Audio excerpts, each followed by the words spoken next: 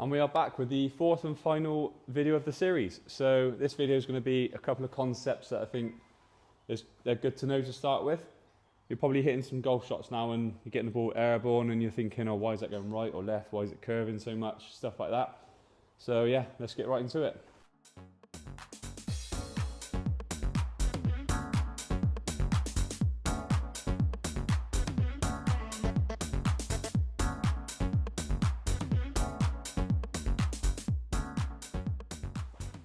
So there's three main concepts that I want to talk you through today. I just think they're important to know from the start. First one we're going to go through is something called low point. I'll demonstrate now. If you're suffering from hitting the ground too early or coming up, missing the ball, topping the ball completely, this all relates to those sorts of shots. So I want you to imagine I've got a tracer. I'll put a big circle around me as well on my club head. As I swing this club, it creates a big circle around my body. That circle has a low point. We need that lowest point when the ball's on the floor, the target side of the golf ball. So for me as a right-handed golfer, the left-handed side of the golf ball as I look down here. So I'm looking to contact the ground just after the ball. We do that with something called pressure shift.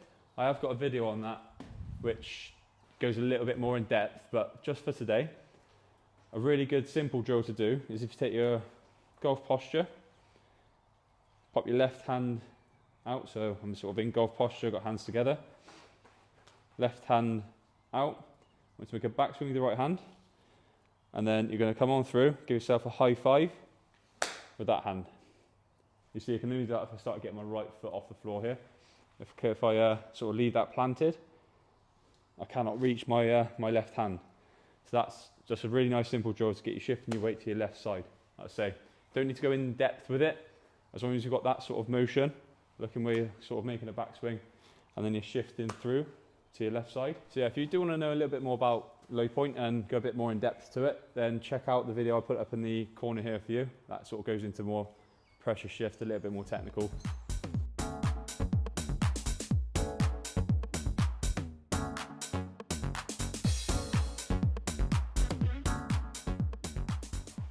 So every golf shot has a finish position relative to a target or a target line. I'm going to talk you through some things that contribute towards that now.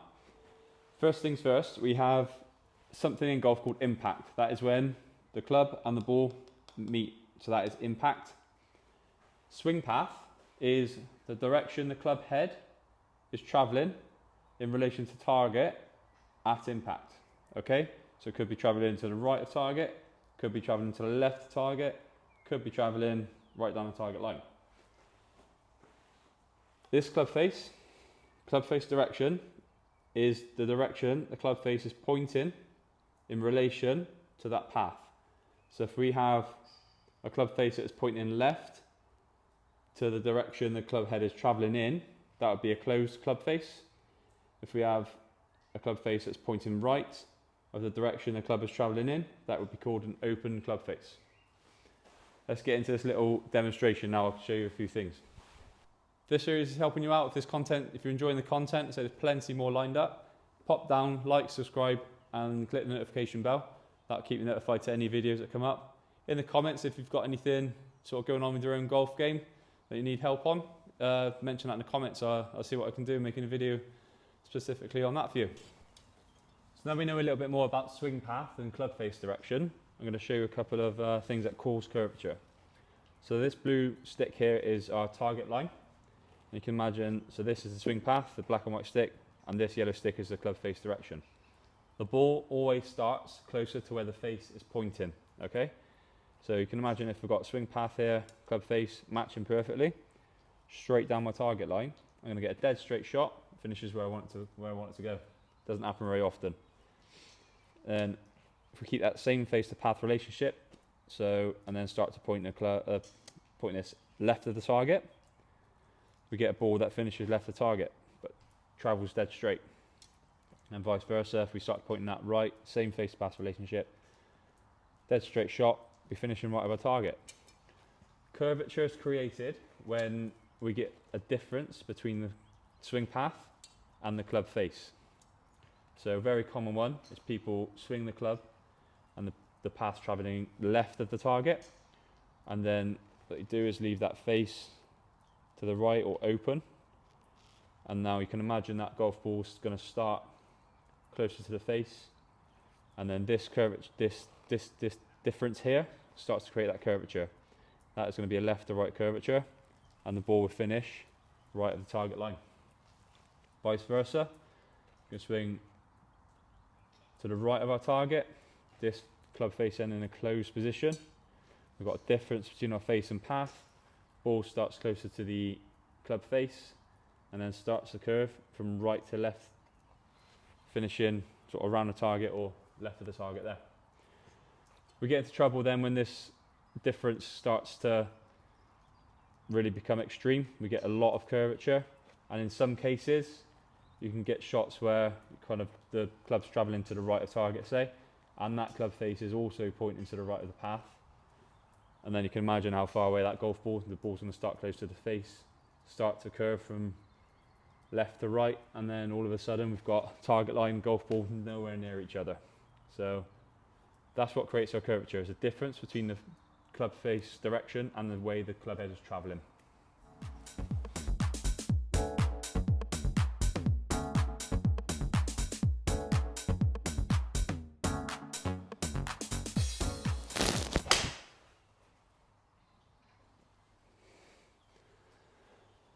Third and final concept I think is really important is cause and effect in golf swings. So you've probably been told it already if you've been to the driving range, keep your head down. I'm going to use this one as an example. So as we went through in the first video, when I take my address position, I've got hip hinge, forward bend. This gets me lower to the ground. Okay, so people see a bad shot and they see a head movement up and they're like, oh, keep your head down, keep your head down. That's the effect. If you notice something, as I've got my address position here, say I've got this forward bend, my head moves when I lose this angle. It's got nothing to do with my head going up. My head's attached to my spine.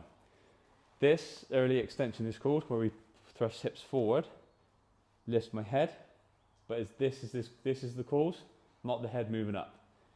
That's just one example. There's plenty of them in golf. So just go careful who you take advice off, because there's so many of these, and say they're all very personal as well.